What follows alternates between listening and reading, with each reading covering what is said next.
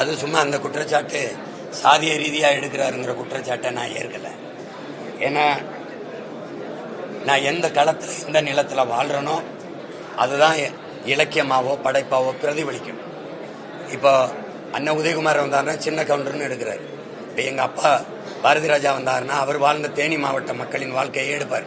அது மாதிரி தம்பி மாரி செல்வராஜ் அவர் வாழ்ந்த பகுதியில் இருக்கிற மக்களினுடைய வாழ்க்கையை பிரதிபலிக்கிறார். நான் பார்க்கல, என்னை பார்க்க சொன்னார். நான் தொடர்ச்சியாக பயணத்தலங்களை பார்க்கல, நான் பார்க்குறேன்னு சொன்னேன். பார்த்த எல்லாரும் சொன்னது மிக சிறப்பாக எடுத்திருக்காருன்னு தான் சொல்கிறாங்க. அதில் சிலர் சொல்லுவாங்க சும்மா சாதிய படத்தை எடுக்கிறாரு. அவர் இல்லாத ஒரு சமநிலை சமூகத்துக்காக விரும்புகிற ஒரு படைப்பாளி அவர். அதனால அது படைப்புக்கு என்னை பொறுத்த வரைக்கும் தனிப்பட்ட முறையில் என் தம்பி மாரி செல்வராஜை தெரியும். அவன் எடுத்துக்கொள்கிற படைப்புக்கு 100 விழுக்காடு உண்மையாக இருப்பான். 100 விழுக்காடு உண்மையாக இருப்பான். என் தம்பி வெற்றிமாறனும் 100 விழுக்காடு அந்த படைப்புக்கு ஈடுபாட்டோடு இருப்பான். தவறு செய்ய மாட்டான்.